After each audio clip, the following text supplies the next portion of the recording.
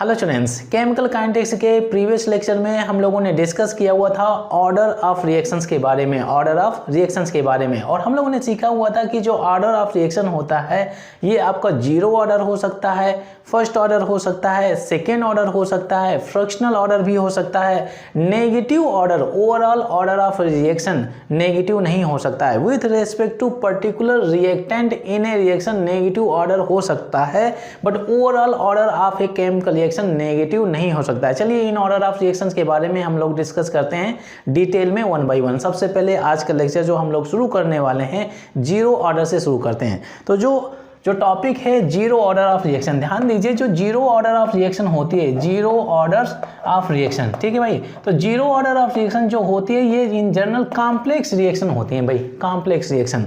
In zero order of reactions की molecularity in general आप overall reactions की नहीं निकाल सकते हैं। स्टेप बाय स्टेप में जो रिएक्शंस होती हैं उनकी मॉलिक्यूलरिटी निकाल सकते हैं, बट ओवरऑल जो कॉम्प्लेक्स रिएक्शन है उसकी मॉलिक्यूलरिटी आप नहीं निकाल सकते हैं। अगर निकाल भी लेते हैं तो दैट इज मीनिंगलेस। ये पार्ट हम लोगों ने प्रीवियस लेक्चर में सीखा हुआ था। तो जीरो ऑर्डर ऑफ रिएक्शन जो होती हैं in general, I can write here in general these are complex reaction, these are complex reactions, ठीक है भाई। तो प्लूरल में है तो मैं क्या करता हूँ जीरो ऑर्डर रिएक्शंस ऐसे कर लेते हैं भाई। तो in general these are complex reaction, ठीक है भाई। अब देखिए मान लिया जाए कि एक हाइपोथेटिकल केमिकल रिएक्शन हो रही है, A2 यहाँ पे P कर लिया भाई, ठीक है, A2P कर लिया, ये रिएक्टेंट हो गया और ये आपका प्रोडक्ट हो जाता है। अब देखिए भाई इस केमिकल रिएक्शन में जो आपका एक हाइपोथेटिकल केमिकल रिएक्शन है, इस केमिकल रिएक्शन में अगर मैं इंस्टेंटेनियस रेट ऑफ रिएक्शन का फार्मूला लिखना चाहूँ, ठीक है, तो इंस्टेंटेनियस रेट में क्या होता है, R इज इक्वल टू ये हो जाएगा, रिएक्टेंट है तो D हो जाएगा स्मॉल क्वांटिटी के लिए। हाँ, स्मॉल क्वांटिटी में अगर चेंज हो रहा है तो हम D यूज करते हैं, ये हो गया डिफरेंशियल में चला जाता है। dA upon change in concentration of reactant and per unit time अब ये dt हो जाता है। बहुत ही सिंपल पार्ट, ठीक है। अब देखिए भाई A क्या है, इसका कॉन्सेंट्रेशन डिक्रीज होगा जब केमिकल रिएक्शन हो रही होगी, इसकी क्वांटिटी डिक्रीज हो रही होगी, इसकी क्वांटिटी इंक्रीज हो रही होगी। अगर कॉन्सेंट्रेशन भी बोल सकते हैं, इसका कॉन्सेंट्रेशन डिक्रीज हो रहा होगा, इसका कॉन्सेंट्रेशन प्रोडक्ट का कॉन्सेंट्रेशन इंक्रीज हो रहा होगा। सिंस इसकी क्वांटिटी डिक्रीज हो रही तो हम यहाँ पर नेगेटिव साइन लगा रहे थे। तो नेगेटिव साइन ये सिंपल यही रिप्रेजेंट कर रहा है कि decrease in concentration of reactant, ठीक है भाई। ये हो गया, हम रिएक्टेंट के लिए rate of reaction, instantaneous rate of reaction लिख लिया। अब देखिए भाई अगर मैं इस इक्वेशन के लिए मैं रेट ला एक्सप्रेशन लिखना चाहूँ तो बहुत ही आसान है, हम लिख सकते हैं ये R इज इक्वल टू क्या हो जाएगा, K हो जाएगा, यहाँ पर A हो जाएगा रिएक्टेंट। ध्यान दीजिए रेट ला एक्सप्रेशन में हम केवल रिएक्टेंट ही यूज करते हैं, केवल रिएक्टेंट ही यूज करते हैं, प्रोडक्ट कभी नहीं यूज करते हैं। अब देखिए सिंस ये जीरो ऑर्डर है तो यहाँ पर मैं पावर में कर देता हूँ ये जीरो, ठीक है। तो अगर इस रेट ला एक्सप्रेशन से ऑर्डर ऑफ रिएक्शन निकालना चाहें तो ये जीरो हो जाएगा, ठीक है। तो जीरो यहाँ पर मेंशन कर दिया। हम लोगों ने मैथ में सीखा हुआ है x2 power 0 is equal to क्या होता है 1 हो गया, ठीक है, ठीक है। तो A2 पावर 0 क्या हो जाएगा, ये भी 1 हो जाएगा। तो यहाँ पे आप लिख सकते हैं A2 power 0 is equal to 1, तो ये पोर्शन क्या हो जाएगा 1 हो जाएगा, तो इज इक्वल टू यहाँ से K हो जाएगा भाई। तो यहाँ से जो इक्वेशन आपको मिल रहा है R is equal to K, ठीक है भाई, R is equal to K मिल गया, ठीक है। अब ध्यान dीजिए R is equal to minus dA upon dt और R is equal to K मिल गया। तो हम क्या कर सकते हैं, जब ये दोनों R इक्वल हैं तो ये पोर्शन इसके बराबर ही इक्वल हो जाएगा। ध्यान दीजिए किसी भी ऑर्डर ऑफ रिएक्शन का फार्मूला निकालने के लिए आपको टू एक्सप्रेशंस लिखने पड़ेंगे, एक इंस्टेंटेनियस रेट और दूसरा होता है रेट ला एक्सप्रेशन।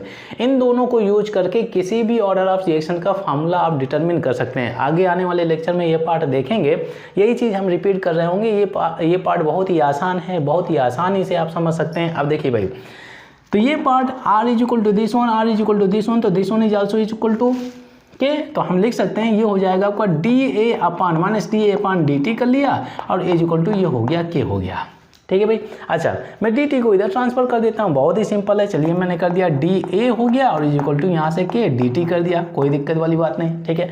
अच्छा मैं इस इक्वेशन में ये जो एक एक्सप्रेशन छोटा सा एक्सप्रेशन मिला हुआ है हम डिफ्रेंशिएशन कर लेते हैं, ठीक है, या इंटीग्रेशन ले लेते हैं। टेकिंग इंटीग्रेशन, डिफरेंशिएशन वाला इक्वेशन तो लिख लिया है यहाँ पर, taking integration on both side. तो हम क्या करते हैं इंटीग्रेशन, चलिए मैंने ये लगा दिया, ठीक है। तो आप ध्यान दीजिए भाई इंटीग्रेशन में आप लोगों ने सीखा होगा कि ये इंटीग्रेशन और dx इज इक्वल टू क्या हो जाता है, x हो जाता है, ऐसे कर सकते हैं। तो इंटीग्रेशन डी है तो ए मिल जाएगा, इंटीग्रेशन डी टी है तो डी टी मिल जाएगा। बहुत ही सिंपल हो गया। अब देखिए ध्यान दीजिए, यहाँ पे एक चीज़ दिमाग में रखना है, ठीक है, दिमाग में ये रखना है कि भाई जब इनिशियल में जब टाइम जीरो है, टाइम जीरो का मतलब क्या है कि रिएक्शन स्टार्ट ही नहीं हुई है। टाइम जीरो का मतलब क्या है, रिएक्शन स्टार्ट ही नहीं हुई, तो इसका पूरा का पूरा कॉन्सेंट्रेशन होगा। मान लीजिए कि इसका इनिशियल कॉन्सेंट्रेशन हमने ए टीम ले लिया, ए जीरो ले लिया, ठीक है, time is equal to zero, तो इसका इनिशियल कॉन्सेंट्रेशन हम ए नॉट मेंशन कर देते हैं, ए जीरो मेंशन कर देते हैं। अब देखिए कुछ समय के बाद में T is equal to T, कुछ समय के बाद में, कोई सर्टेन टाइम नहीं है, कुछ भी 2 मिनट के बाद में, 4 मिनट के बाद में, 10 मिनट्स के बाद में, तो T is equal to time T ले लेते हैं, ठीक है भाई। तो इसका कॉन्सेंट्रेशन क्या हो जाएगा, ए टी हो जाएगा, नहीं हो जाएगा, ऑफकोर्स हो जाएगा। तो अब देखिए ये इनिशियल टाइम हो गया और ये आपका फाइनल टाइम हो गया, ऐसे कर देते हैं, ये लास्ट टाइम हो गया, ठीक है भाई। तो अब देखिए इस टाइम में इसका कॉन्सेंट्रेशन ए नॉट और इस टाइम में इसका कॉन्सेंट्रेशन ए टी हो गया। हम प्रोडक्ट के बारे में बातचीत नहीं कर रहे हैं, हम केवल रिएक्टेंट की तरफ फोकस कर रहे हैं। अब देखिए इसमें अगर आप यूनिट रखना चाहें तो इसको अब इनिशियल में यहाँ पर रिएक्टेंट है तो इसका ए नॉट लगा दीजिए और यहाँ पर आप ए टी लगा दीजिए, ठीक है। इनिशियल लिमिट और ये फाइनल लिमिट, ठीक है। यहाँ पर initial time is equal to zero और ये final time is equal to T, ऐसे कर लेते हैं। तो टाइम के केस में हम, टी के केस में हम टाइम के बारे में बातचीत करते हैं, ए के केस में हम ये कॉन्सेंट्रेशन के बारे में बातचीत करते हैं। बहुत ही सिंपल हो गया। अब इंटीग्रेशन अगर मैं ये कॉन्सेप्ट यूज करना चाहूँ तो अब देखिए भाई इस पोर्शन से आपको ए मिल जाएगा। अब देखिए यहाँ पे जो लिमिट लगी हुई है ये माइनस होता है, ये आपका ए नॉट हो गया और ये आपका ए टी हो गया। सिमिलरली ये के लगा हुआ है, यहाँ से क्या मिलेगा भाई, ये टी मिल जाएगा और लिमिट क्या लगा हुआ है, जीरो और ये टी लगा हुआ है। बहुत ही सिंपल हो गया। अब देखिए भाई सबसे पहले ये हम लिमिट इंटर करेंगे माइनस ए टी, तो ए नॉट माइनस ए टी हो जाएगा, इसमें जीरो करेंगे फिर माइनस टी करेंगे। चलिए सिंप्लीफाई कर लेते हैं। अब ध्यान दीजिए भाई यहाँ पर मैं इसको लिख सकता हूँ, ये पार्ट ऐसे जा रहा है, थोड़ा स्पेस का प्रॉब्लम है, तो मैं बेहतर क्या करता हूँ, हम यहाँ से लिख लेते हैं। ये इन्फॉर्मेशन तो भाई यूजलेस ही है ना, इसका कोई मतलब नहीं। तो चलिए मैं इसको यहाँ से स्टार्ट करता हूँ। ध्यान दीजिए भाई, अब देखिए ये माइनस लगा हुआ है, चलिए मैंने माइनस लगा दिया।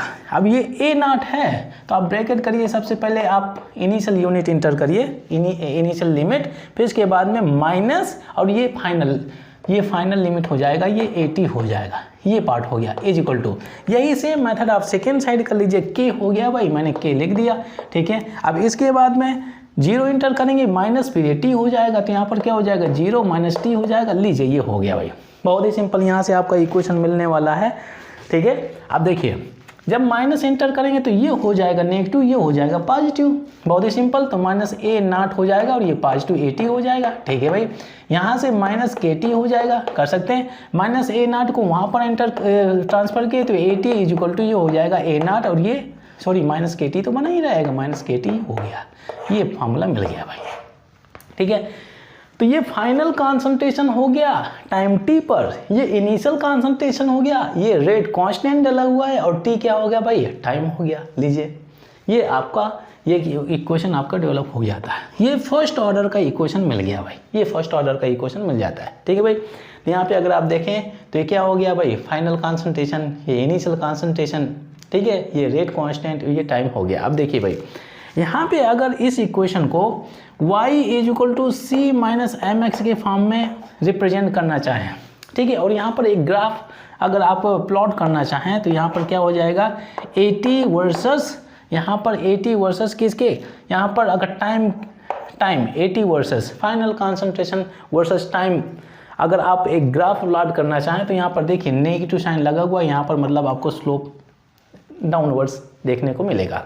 अगर पॉजिटिव होगा तो ये ऊपर की ओर चला जाएगा, ठीक है, नेगेटिव दिया तो नीचे की तरफ चला जाएगा। अब देखिए यहाँ पे जो स्लोप मिल रहा है, स्लोप क्या मिलेगा, माइनस के मिल गया, माइनस के, और ये पार्ट आपका इंटरसेप्ट में चला जाएगा, इंटरसेप्ट ए नॉट हो जाएगा। लीजिए ये पार्ट हो गया।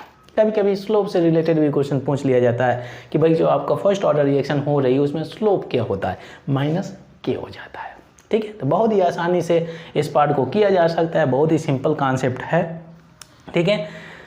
देखिए हम लोगों ने इस ओरल इंफॉर्मेशन में जो भी किया हुआ है, ये जीरो ऑर्डर ऑफ रिएक्शन, ठीक है, का एक हाइपोथेटिकल इक्वेशन मानकर चला हुआ है। इसमें से इनिशियल टाइम में इसका कॉन्सेंट्रेशन ए नॉट है और जब कुछ समय बीतने के बाद में इसका कॉन्सेंट्रेशन मान लीजिए ए टी हो जाता है।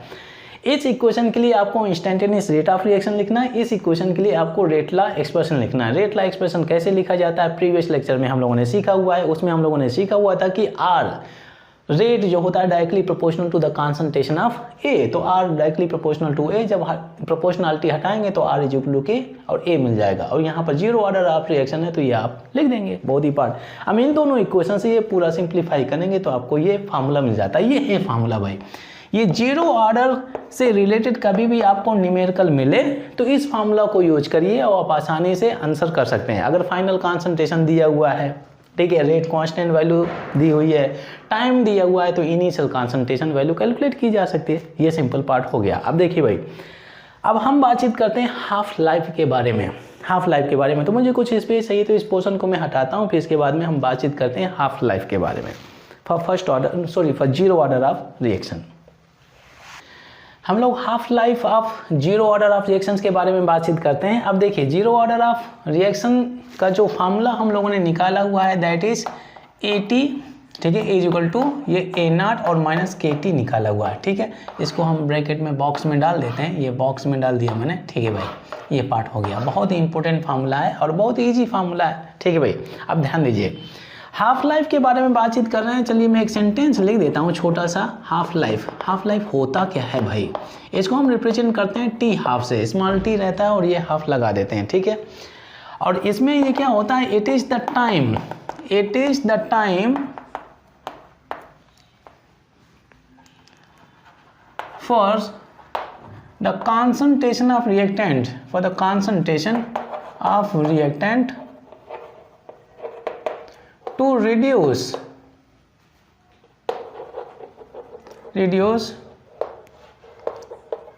half of its initial concentration, half of its initial concentration, ये पार्ट हो गया भाई।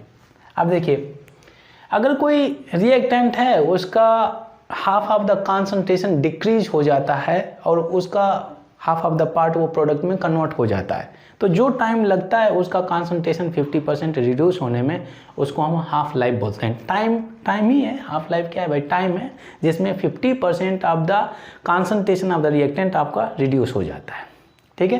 तो मान लिया जाए कि अगर कॉन्सेंट्रेशन के बारे में बात करें, मान लिया जाए कि हाइपोथेटिकली अगर A ले लेता हूँ, इसका कॉन्सेंट्रेशन कितना हो गया, 20 मोल पर लीटर होता है, मोल पर लीटर, ठीक है, ठीक है। तो एक ऐसा टाइम जिसमें से इसका 20 से 10 मोल पर लीटर कॉन्सेंट्रेशन चला जाता है, जो टाइम होगा उसको हम हाफ लाइफ बोलते हैं, ठीक है भाई। जो टाइम लगेगा 20 से 10 मोल पर लीटर पहुंचने के लिए, तो उसको हम बोलते हैं हाफ लाइफ। जिसमें हाफ लाइफ वो समय होता है जिसमें से रिएक्टेंट का जो कॉन्सेंट्रेशन होता है इसका 50% रिड्यूस हो जाता है, ठीक है भाई। ये पार्ट हो गया। अब ध्यान दीजिए, अगर मैं इक्वेशन के बारे में बात करूं, जो इक्वेशन हम लोगों ने हाइपोथेटिकल इक्वेशन लिया हुआ था A2, ये P हो गया रिएक्टेंट, ठीक है। इनिशियल टाइम में T इज इक्वल टू 0 था, तो इसका कॉन्सेंट्रेशन हम लोगों ने A0 माना हुआ था, ठीक है। अब मैं हाफ लाइफ के बारे में बात करता हूँ, हाफ लाइफ के बारे में, तो इसको T हाफ कर देता हूँ, ये हाफ लाइफ का टाइम लेकर के चलता हूँ। तो बाई द डेफिनेशन इसका कॉन्सेंट्रेशन कितना रहना चाहिए, 50% हो जाना चाहिए। 50% का मतलब इसका आधा होना चाहिए। तो यहाँ पर क्या हो जाएगा भाई, इसको A0/2 कर सकते हैं। जो AT होना चाहिए, जो फाइनल कॉन्सेंट्रेशन है, कितना होना चाहिए, A0/2 हो जाना चाहिए। AT is equal to A0/2, बहुत ही सिंपल भाई। अगर टाइम हाफ लाइफ के बारे में बातचीत करें तो इसका आधा होना चाहिए। तो ये फाइनल कॉन्सेंट्रेशन ये हो गया, इनिशियल कॉन्सेंट्रेशन ये हो गया। अब ये पार्ट उठा करके इसमें रख दीजिए, लीजिए आपको फार्मूला मिल जाएगा। अब देखिए AT is equal to A0/2, इसमें प्लग इन करिए आप A0/2। कुछ मेमोराइज नहीं करना है, बहुत ही आसानी से ये पार्ट निकाल सकते हैं। अब इज इक्वल टू क्या हो गया भाई, यहाँ पर A0 हो गया और माइनस KT हो गया, ठीक है। अब इसको इधर ले आइए, उसको उधर पटकिए, यहाँ से KT इज इक्वल टू क्या हो जाएगा, A0 माइनस क्या हो जाएगा भाई, A0/2 हो गया। सिंप्लीफाई करेंगे तो यहाँ से A0/2 हो जाएगा। यहाँ से हाँ ध्यान दीजिए, टाइम लेकर के चलना है क्या, T हाफ, तो आप यहाँ पर T हाफ कर दीजिए, कोई दिक्कत वाली बात नहीं है। T हाफ लाइफ के बारे में बातचीत कर रहे हैं तो यहाँ पर T हाफ हो जाएगा। तो अब T हाफ निकालेंगे, T half life is equal to A0/2K मिल जाता है। लीजिए ये पार्ट हो जाता है, A0/2K मिल जाता है। अब ध्यान दीजिए भाई, एक चीज़ आप दिमाग में रखें। अगर मैं इस जीरो ऑर्डर ऑफ रिएक्शन के लिए रेट लॉ एक्सप्रेशन लिखता हूँ, हम लोगों ने ऑलरेडी लिखा हुआ है, क्या लिखा हुआ था, आर इज इक्वल टू यहाँ पर के और ये आपका ए और यहाँ से ए नॉट, ऐसा कुछ इक्वेशन लिखा हुआ था। ठीक है भाई, ए नॉट दिया हुआ है, ए नॉट मतलब ये 0 हो जाएगा, तो यहाँ से हमें क्या मिला हुआ था, के। तो यहाँ पे अगर आप देखें तो जो रेट ऑफ रिएक्शन होती है जीरो ऑर्डर में कॉन्सेंट्रेशन पर डिपेंड नहीं करती है, कॉन्सेंट्रेशन ऑफ रिएक्टेंट पर डिपेंड नहीं करती है। जीरो ऑर्डर ऑफ रिएक्शन में कॉन्सेंट्रेशन ऑफ रिएक्टेंट चाहे जितना आप इंक्रीज कर दें, रेट ऑफ रिएक्शन सेम ही रहेगी। ठीक है भाई, यहाँ पे अगर आप देखें तो ये जो रेट है तो does not depend on the concentration of reactant, क्योंकि यहाँ पर रिएक्टेंट तो है ही नहीं। ठीक है भाई, ये चीज़ आप दिमाग में रखिए, बहुत ही इंटरेस्टिंग इंफॉर्मेशन है, बहुत ही आसानी से समझा जा सकता है। आप देखिए, अगर मैं जीरो ऑर्डर के लिए हाफ लाइफ के बारे में बातचीत करता हूँ तो half life is depending on the concentration of reactant, क्योंकि ये half life is directly proportional to, यहाँ पे अगर आप देखें अगर कॉन्सेंट्रेशन इंक्रीज करेंगे तो हाफ लाइफ भी इंक्रीज होगा। भाई डायरेक्टली प्रोपोर्शनल तो हो गया ना भाई, है डायरेक्टली प्रोपोर्शनल टू कॉन्सेंट्रेशन। तो ये बहुत ही इंटरेस्टिंग इंफॉर्मेशन है। अगर यहाँ पर हम बातचीत करें रेट ऑफ रिएक्शन के बारे में, रेट ऑफ रिएक्शंस के बारे में, तो rate is not depending on the concentration of reactant, but इसके केस में half life is depending on the concentration of reactant in zero order of reaction. ये पार्ट हो गया, इसमें आप देख सकते हैं, दोनों कंपेयर कर सकते हैं, बहुत ही सिंपल इंफॉर्मेशन है। अब देखिए भाई, यहाँ पे अगर आप ये हाफ लाइफ वर्सेस ये कॉन्सेंट्रेशन अगर आप ग्राफ ड्रा करना चाहें तो देखिए भाई, टी हाफ दिया हुआ है और यहाँ पर क्या हो गया, ए नॉट दिया हुआ है, और दोनों एक दूसरे के डायरेक्टली प्रोपोर्शनल है, तो स्ट्रेट लाइन यहाँ पर मिल जाएगा, स्ट्रेट लाइन। अगर स्लोप के बारे में बात करें तो स्लोप कितना मिल जाएगा, slope is equal to 1/2k मिल जाएगा। तो ये 2k हो जाएगा भाई, 1 और ये पोर्शन मिल जाएगा 1/2k, तो ये हो जाता है, ये स्लोप मिल जाता है। ठीक है, ये पार्ट हो गया। ठीक है, अच्छा मैं कंप्लीशन ऑफ टाइम के बारे में बात करता हूँ। कंप्लीशन ऑफ टाइम, जो आपकी जो जीरो ऑर्डर ऑफ रिएक्शन होती है तो कितने टाइम में कंप्लीट हो जाती है। कंप्लीशन ऑफ टाइम का मतलब क्या होता है, ये वो टाइम होता है जिसमें से एंटायर रिएक्टेंट आपको प्रोडक्ट की तरफ चला जाता है, पूरा का पूरा रिएक्टेंट कंज्यूम होकर के प्रोडक्ट में कन्वर्ट हो जाता है, तो टी 100% करेंगे। ठीक है, इन जनरल अगर हाफ लाइफ के बारे में बात करें तो टी 50% होता है, 1/2 का मतलब क्या है भाई, 50% हो गया। तो हम यहाँ पर हम बातचीत कर रहे हैं कंप्लीशन ऑफ टाइम के बारे में, मतलब है कि कंप्लीशन ऑफ टाइम का मतलब टी 100%। ठीक है, कंप्लीशन टाइम के बारे में बातचीत कर रहे हैं, कंप्लीशन टाइम। ठीक है, टी 100% के बारे में बातचीत कर रहे हैं, टी 100%। ठीक है भाई, टी 100%, ध्यान दीजिए। टी 100% का मतलब क्या है कि entire quantity of reactant has converted into product, reactant side कुछ ही नहीं बचा हुआ है। ठीक है, तो यहाँ पे अगर मैं रिएक्शंस के बारे में बातचीत करता हूँ, ये आपका हाइपोथेटिकल इक्वेशन है भाई, ध्यान दीजिए। इनिशियल में जब टी इज इक्वल टू 0 तो इसका कॉन्सेंट्रेशन कितना हो गया, ए नॉट। अगर टी इज इक्वल टू मैं टी 100% ले लेता हूँ, 100%, ध्यान दीजिए, तो मतलब क्या है कि यहाँ पर रिमेनिंग अमाउंट ऑफ रिएक्टेंट तो बचेगा नहीं, पूरा पूरा कन्वर्ट हो जाएगा। तो यहाँ पर क्या कर सकते हैं, 0 कर देते हैं, 0 कर देंगे, रिमेनिंग अमाउंट बचेगा नहीं। तो यहाँ पर 0 क्या हो जाएगा, फाइनल कॉन्सेंट्रेशन, ये फाइनल AT की वैल्यू हमें यहाँ से मिल जाती है। बहुत ही सिंपल कॉन्सेप्ट है, आसानी से समझा जा सकता है। अब देखिए भाई, टी इज इक्वल टू 0 तो इनिशियल कॉन्सेंट्रेशन ए नॉट, जब कंप्लीशन टाइम के बारे में बातचीत करते हैं तो टी 100% है, मतलब कि रिमेनिंग कॉन्सेंट्रेशन कितना बचेगा भाई, 0 रहेगा, एक भी है नहीं। यही कंडीशन आप अप्लाई कर दीजिए इसमें, यही कंडीशन हम इस इक्वेशन में अप्लाई कर देते हैं जो फर्स्ट ऑर्डर इक्वेशन मिला है। तो ठीक है, तो मैं क्या करता हूँ, ये स्पेस है तो इसको यूटिलाइज कर लेते हैं। ठीक है भाई, ये पोर्शन आपका यहाँ पे जा रहा है। ठीक है, A T is equal to 0 हो गया। ठीक है, यहाँ पर ए नॉट दिया हुआ है, माइनस KT हो गया। ठीक है, आप देख सकते हैं, मैं हाँ ध्यान दीजिए, इसको हम 100% कर देते हैं भाई, 100%, टी 100%। इसका मतलब कंप्लीशन टाइम के बारे में बातचीत कर रहे हैं, इसमें हम हाफ लाइफ के बारे में बातचीत कर रहे हैं। ठीक है, तो यहाँ से KT 100% क्या हो जाएगा, 100% इज इक्वल टू ये ए नॉट हो जाएगा। तो यहाँ से टी 100%, ये 100% इज इक्वल टू क्या हो जाएगा, ए नॉट अपन के हो जाएगा, ये रिलेशन मिल जाता है। Completion time is also directly proportional to concentration of reactant. यहाँ पर rate of reaction is not depending on the concentration of reactant, यहाँ पर rate of reaction is not depending on the concentration of reactant, but half life is depending on the concentration of reactant and completion time is also depending on the concentration of reactant in zero order of reaction. बहुत ही interesting information है।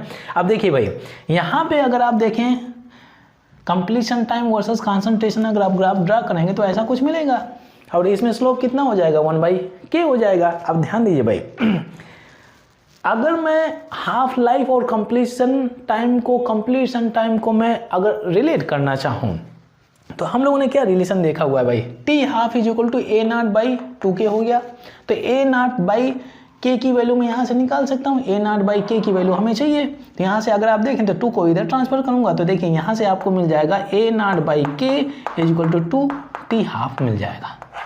T half क्या है भाई, half life है। तो ए naught by के की जगह मैं 2t हाफ लिख सकता हूँ, अब कोर्स में लिख सकता हूँ यहाँ पर 2t हाफ, ये हो गया। तो जो रिलेशन मिलता है 100% is equal to 2t half मिल गया, ये रिलेशन आपको मिल जाता है।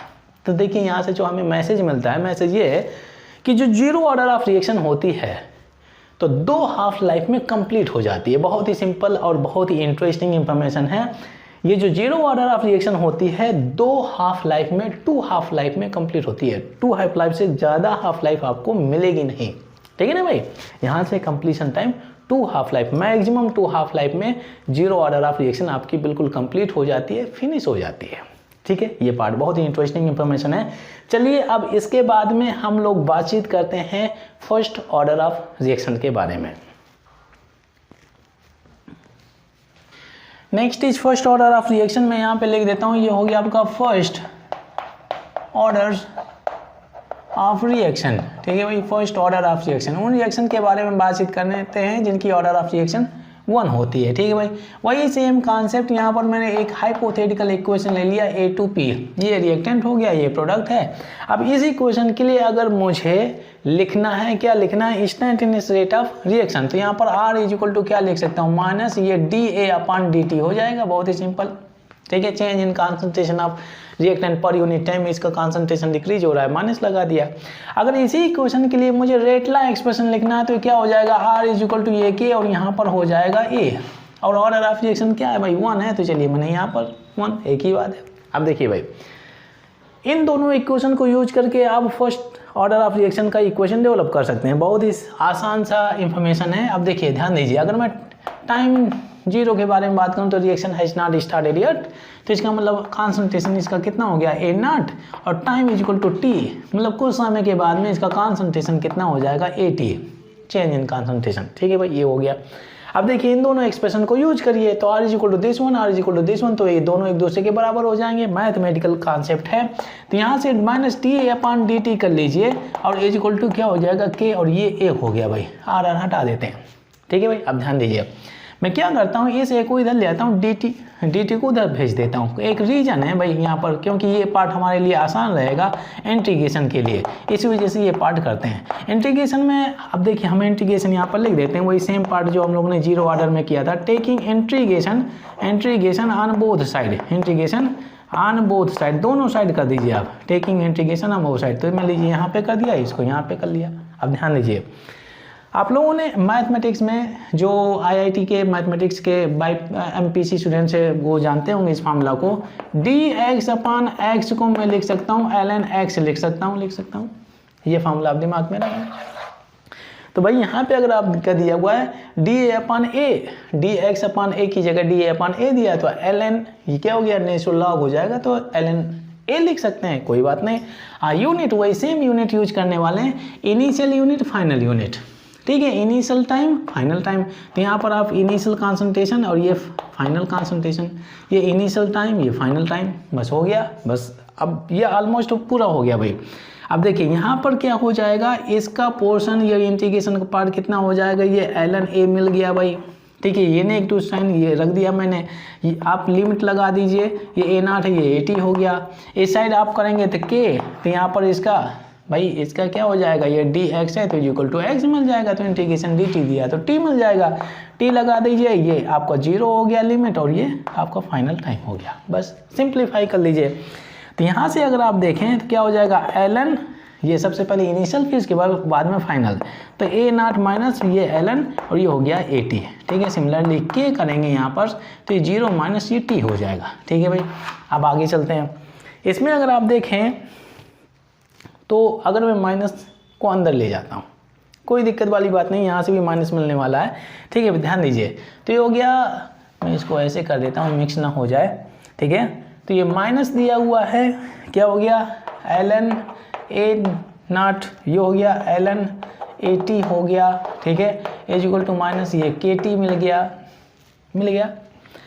इसको हटाइए, कैंसिल कर सकता हूँ, ऑफकोर्स कैंसिल कर सकता हूँ। अब देखिए भाई ये माइनस है तो आप इसको ऐसे लिख सकते हैं क्या, A0 अपान ये 80 कर सकते हैं और इज इक्वल टू ये KT हो गया, कर सकते हैं, ऑफकोर्स कर सकते हैं। अच्छा मैं T निकाल सकता हूँ ना भाई, टाइम इज इक्वल टू क्या हो सकता है भाई, या टाइम निकाल दीजिए, K निकाल दीजिए, कोई बात नहीं, ये K is equal to 1/T हो जाएगा और यहाँ से आपका ln और ये A0 अपान ये 80 हो जाता है। ये पार्ट हो गया भाई। लीजिए फर्स्ट ऑर्डर का इक्वेशन है भाई, फर्स्ट ऑर्डर का। आप देखिए भाई, फर्स्ट ऑर्डर ऑफ रिएक्शन का ये फार्मूला मिल जाता है, K is equal to 1/T और ln A0 अपान 80 हो गया भाई, ln A0 अपान 80 हो गया। बहुत ही सिंपल कॉन्सेप्ट है। अब ध्यान दीजिए भाई, हम लोगों ने सीखा हुआ है कि जो ln होता है इज इक्वल टू 2.303 और ये log होता है भाई, कि ln की जगह आप ये इंफॉर्मेशन प्लग इन कर दीजिए तो log के फॉर्म में आपको फार्मूला मिल जाएगा। तो यहाँ पर क्या हो जाएगा, K इज इक्वल टू ये हो जाएगा 1/T और ये ln की jगह क्या करेंगे 2.303 कर लीजिए और यहाँ पर क्या हो जाएगा log और ये आपका A0 अपान 80 हो गया। तो इसको आप ऐसे लिख सकते हैं 2.303 और ये T हो गया और ये log हो जाएगा A0 अपान ये 80। लीजिए फार्मूला मिल जाता है, जहाँ पर A0 इज इनिशियल कॉन्सेंट्रेशन, 80 हो गया फाइनल कॉन्सेंट्रेशन, सिंपल। और ये टाइम हो गया, टाइम हो गया और K क्या हो गया, रेट कांस्टेंट, ठीक है, बहुत ही सिंपल पार्ट। अच्छा जैसे आप लोगों ने आयनिक इक्विलिब्रियम में सीखा होगा कि अगर इनिशियल कॉन्सेंट्रेशन इसका A है तो फाइनल कॉन्सेंट्रेशन A-X, मतलब ये इतना क्वांटिटी इसका कन्वर्ट होकर चला जाता है। तो आप ऐसे भी लिखना चाहें तो यहाँ पर A अपान A-X हो जाएगा, फाइनल कॉन्सेंट्रेशन कितना बचेगा भाई A-X। तो ऐसे भी कर लेते हैं, किसी बुक्स में ऐसे में भी लगा रहता है, तो आप इसको ऐसे भी लिख सकते हैं K is equal to 2.303 upon T और ये log हो जाएगा A अपान A-X भी कर सकते हैं, A-X। बहुत ही सिंपल पार्ट है, आसानी से इस चीज़ को समझा जा सकता है। तो चाहे आप ये फार्मूला यूज कर लेंगे, जनरली हम log के फॉर्म में यूज करते हैं, जो फार्मूला हमें मिला हुआ है न्यूमेरिकल्स में, ln के केस में तो हमें स्किप करते हैं। तो ये पार्ट चाहे आप ये यूज कर लीजिए चाहे ये यूज कर लीजिए, एक ही बात है, ठीक है भाई। चलिए अब इसके बाद में हम इनके ग्राफ के बारे में बातचीत करते हैं, स्लोप के बारे में बातचीत करते हैं। तो कुछ स्पेस चाहिए तो मैं इस पोर्शन को हटाता हूँ, फिर इसके बाद में हम लोग बातचीत करते हैं ग्राफिकल रिप्रेजेंटेशन के बारे में। फर्स्ट ऑर्डर ऑफ रिएक्शन में हम लोग जो फार्मूला सीखा हुआ है, फर्स्ट ऑर्डर ऑफ रिएक्शन में जो फार्मूला हम लोगों ने सीखा हुआ है, कौन सा फार्मूला सीखा हुआ है भाई, ये सीखा हुआ है आपका ln A0 अपान 80 था और ये हो गया आपका KT। ये फार्मूला हम लोगों ने निकाला हुआ है, ठीक है भाई। अब ध्यान दीजिए, अगर मैं इसको फ्लिप कर देता हूँ तो आपको क्या मिलेगा भाई, ये माइनस हो जाएगा, ये ln और ये 80 अपान ये A0 मिल जाएगा इज इक्वल टू KT। एक ही बात है, ठीक है। इस नेगेटिव को मैं उधर ट्रांसफर कर देता हूँ, चलिए ट्रांसफर कर लेते हैं। तो अब देखिए भाई, यहाँ से ln 80 अपान A0 मिलेगा is equal to minus KT हो गया, मिल गया, कर सकते हैं।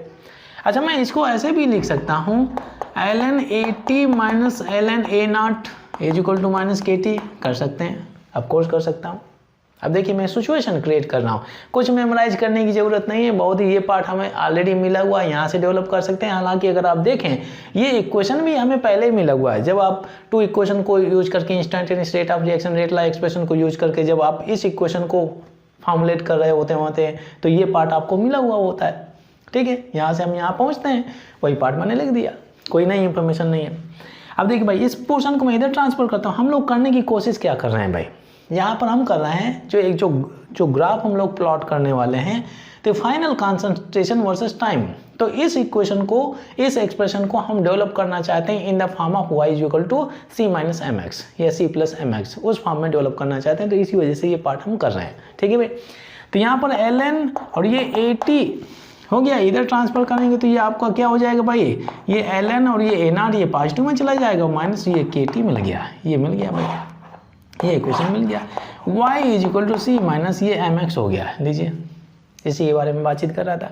यहाँ पे अगर आप ग्राफ प्लॉट करेंगे, क्या हो गया, ln ये 80 वर्सेस ये टाइम करेंगे भाई, ये टाइम करेंगे, तो यहाँ पर नेगेटिव है c माइनस, मतलब ये स्लोप आपका ऐसे चला जाएगा डाउनवर्ड्स, ठीक है भाई। तो यहाँ पर जो स्लोप मिलने वाला है ये माइनस के हो जाएगा, स्लोप हो जाएगा आपका इक्वल टू माइनस के। ठीक है, ध्यान दीजिए। अब देखिए ये आपका ln नॉट ये जो है आपका इंटरसेप्ट हो जाएगा, लीजिए। ठीक है, तो फर्स्ट ऑर्डर में अगर जब आप ये इक्वेशन यूज करेंगे तो स्लोप आपको ये मिल जाएगा। ठीक है, लॉग के बारे में भी बातचीत कर लेते हैं, लॉग के बारे में। ठीक है, तो लॉग के केस में जो हमें फार्मूला मिला हुआ था, हमें मिला हुआ था k इज इक्वल टू, ठीक है, k इज इक्वल टू मिला हुआ था। तो कहिए तो मैं इसी इक्वेशन से ले लेता हूँ, कोई दिक्कत वाली बात नहीं, क्यों इतना झंझट करना भाई। इस इक्वेशन को ले लेते हैं, ठीक है, इस इक्वेशन से। ठीक है भाई, तो इस इक्वेशन से देखिए इसको मैं लॉग फॉर्म में कन्वर्ट कर लेता हूँ। तो ln की जगह हम क्या लिख सकते हैं, ln इज इक्वल टू 2.303 और ये लॉग सीखा हुआ है भाई, ये सीखा हुआ है। ठीक है, तो यहाँ पे मैं लिख देता हूँ, ये क्या हो जाएगा आपका 2.303 और ये आपका लॉग। ठीक है, और क्या हो जाएगा यहाँ से आपका 80/a0 मिल गया। ठीक है, इज इक्वल टू माइनस के टी मिल जाएगा।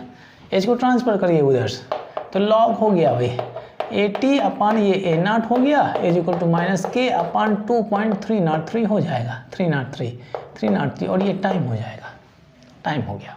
ठीक है, अच्छा मैं इसको ऐसे भी लिख सकता हूँ, ये लॉग हो जाएगा 80 minus log a0।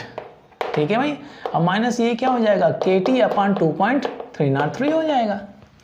Log a0 को उधर ट्रांसफर करिए, हम इक्वेशन में डेवलप करना चाहते हैं in the form of y is equal to c minus mx। तो ये हो जाएगा आपका 80 फाइनल कॉन्सेंट्रेशन, ये हो जाएगा आपका इनिशियल कॉन्सेंट्रेशन और ये माइनस के और ये अपॉन 2.303 और ये t हो जाएगा। ये मिल गया भाई, लीजिए इक्वेशन डेवलप हो गया, y is equal to c minus ये mx हो जाता है। बहुत ही सिंपल। नाउ इसमें अगर आप देखें ये लॉग 80 हो गया भाई और ये time final concentration versus time. अगर आप ग्राफ प्लॉट करना चाहें, ठीक है भाई, ग्राफ प्लॉट करना चाहें, नेगेटिव साइन है तो ये स्लोप नीचे चला जाएगा। ठीक है भाई, डाउनवर्ड्स। यहाँ पर स्लोप कितना मिलेगा भाई, ये पार्ट आपको मिल जाएगा इज इक्वल टू माइनस के अपॉन 2.303 ये मिल जाता है। ठीक है भाई, और ये पार्ट आपका जो सी वाला होता है इंटरसेप्ट में चला जाता है। लीजिए आपका लॉग a0 में हो गया, हो गया। तो ध्यान दीजिए भाई, यहाँ पर अगर आप देखें लॉग का फॉर्म अगर चेंज कर रहे हैं, अगर यहाँ पे अगर आप नेचुरल लॉग यूज कर रहे हैं, ln यूज कर रहे हैं तो स्लोप माइनस के आ रहा है, परंतु अगर आपने लॉग वाला फॉर्मूला यूज किया तो स्लोप आपका चेंज हो जाता है। थोड़ा सा केयरफुल रहें, अगर इनसे रिलेटेड क्वेश्चन आता है, स्लोप पूछता है, इंटरसेप्ट पूछता है, तो थोड़ा सा केयरफुल रहें। चलिए अब इसके बाद में हम लोग बातचीत करते हैं half life as well as completion time for the first order of reaction. Next is half life for first order of reaction. मतलब क्या कि हमें डिटरमिन करना है टी हाफ। ठीक है भाई, फर्स्ट ऑर्डर ऑफ रिएक्शन के लिए जो फार्मूला हम लोगों ने निकाला हुआ है ये ln ये अपॉन a0 अपॉन ये 80 हो गया इज इक्वल टू ये KT मिला हुआ है, ये फार्मूला मिला हुआ है भाई। ठीक है, अगर मैं उसी हाइपोथेटिकल इक्वेशन के बारे में बात करूं तो अगर t इज इक्वल टू 0 है तो कॉन्सेंट्रेशन a0 हो गया, t is equal to t half है तो भाई इसका कॉन्सेंट्रेशन हाफ होना चाहिए, 50% इसका रिड्यूस हो जाना चाहिए कॉन्सेंट्रेशन। ठीक है भाई, तो ये आपका ये फाइनल कॉन्सेंट्रेशन हो जाएगा 80 हो जाएगा, तो 80 इज इक्वल टू a0/2। वही सेम कॉन्सेप्ट उठा करके इसको यहाँ पर पटकिए, रख देते हैं। तो यहाँ पर क्या हो जाएगा भाई ये ln, ठीक है, ये आपका a0 और ये आपका 80 इज इक्वल टू क्या हो जाएगा a0/2। यहाँ पे कर दिया a0/2। यहाँ हाफ लाइफ लिख तो देते हैं कहीं, यहाँ पर हाफ लाइफ, चलिए हाफ लाइफ हो गया, लाइफ, ये हाफ लाइफ के बारे में बातचीत कर रहे हैं। हाफ लाइफ डिटरमिन कर रहे हैं for first order of reaction. Upon ये 2 हो जाएगा इज इक्वल टू ये k और t और टाइम क्या हो गया हाफ, t हाफ लाइफ। तो ये 2 ऊपर चला जाएगा, ये तो कैंसिल हो जाएगा, तो ln 2 मिल जाएगा और ये k और t हाफ मिल गया भाई, KT हाफ। ध्यान दीजिए, अब इसको सिंप्लीफाई कर लीजिए, तो ln को हम log में कन्वर्ट कर लेते हैं। तो यहाँ पे अगर आप देखें ये हो जाएगा 2.303 और ये log 2 हो जाएगा इज इक्वल टू k और ये t हाफ हो गया भाई। log 2 की वैल्यू क्या होती है 0.3010 होती है, तो 2.30303 हो जाएगा multiplied by 0.3010 is equal to k और ये t हाफ हो जाएगा। इसको मल्टीप्लाई करेंगे तो एक वैल्यू 0.693 हो जाएगा, यहाँ से k और t हाफ मिल जाता है। तो t half is equal to half life is equal to 0.693 और अपॉन k मिल जाता है, ये फार्मूला हमें मिल जाता है। अब देखिए इसमें आप ध्यान दीजिए भाई, ये जो फर्स्ट ऑर्डर की हाफ लाइफ है, फर्स्ट ऑर्डर ऑफ रिएक्शन की जो हाफ लाइफ है, does not depend on the concentration of reactant. कहीं कॉन्सेंट्रेशन है ही नहीं है इसमें, ठीक है ना भाई, डज नॉट डिपेंड। अगर मैं इसके रेट लॉ एक्सप्रेशन के बारे में बात करूं तो K इक्वल ये आपको ये मिल जाता है। तो rate of reaction for first order depends on the concentration of reactant, परंतु जो हाफ लाइफ होती है, half life do not depend on, ठीक है, half life does not depend on the concentration of reactant. तो ऐसे आप एक्सप्लेन कर सकते हैं, ये हो गया। इसका अगर हाफ लाइफ वर्सेस कॉन्सेंट्रेशन अगर आप एक ग्राफ प्लॉट करना चाहें तो बिल्कुल स्ट्रेट लाइन आएगा। कॉन्सेंट्रेशन चाहे जितना आप इंक्रीज करते जाएं, जो हाफ लाइफ ही बिल्कुल कांस्टेंट हो जाएगी, ये बिल्कुल टच से मस नहीं होगी, बिल्कुल एक जगह फिक्स हो जाएगी, फर्क ही नहीं पड़ेगा, क्योंकि यहाँ पर फार्मूला में देखें कॉन्सेंट्रेशन ऑफ रिएक्टेंट है ही नहीं, ठीक है। कंप्लीशन टाइम के बारे में बातचीत कर लेते हैं, ठीक भाई, कंप्लीशन टाइम के बारे में। तो यहाँ पर कंप्लीशन टाइम के बारे में बातचीत करते हैं। कंप्लीशन टाइम का मतलब क्या है, T 100%, और T 100% का मतलब क्या होता है, entire quantity of reactant has been converted into product. तो यहाँ पर क्या हो जाएगा भाई, A और यहाँ से AP हो जाएगा, T इक्वल टू 0 में ये A नॉट हो जाएगा, T और T इक्वल टू T 100% का मतलब क्या हो गया भाई, यहाँ पर T 100% का मतलब क्या हो जाएगा, 0 हो जाएगा और 80 हो जाएगा भाई।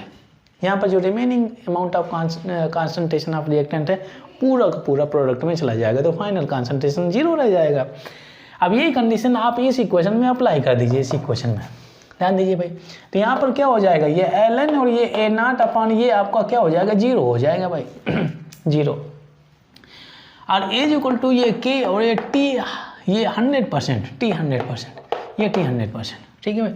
तो अगर इस पोर्शन को अगर आप सिंप्लीफाई करें तो अनडिफाइंड इनफाइनाइट में चला जाए, अनडिफाइंड हो जाएगा, ये अनडिफाइंड हो जाएगा। किसी को अगर आप अनडिफाइंड, ठीक है भाई, किसी भी वैल्यू को 0 से डिवाइड करना चाहें तो वो अनडिफाइंड ही रहेगा। मतलब ये है कि completion time of first order of reaction के बारे में बातचीत करें तो ये कब कंप्लीट होगी आप कैलकुलेट ही नहीं कर सकते हैं। मतलब ये कंटिन्यू चलती रहेगी, कंटिन्यू अनंत काल तक ये चलती रहती है, ये रिएक्शन बिल्कुल कंटिन्यू चलती रहती है।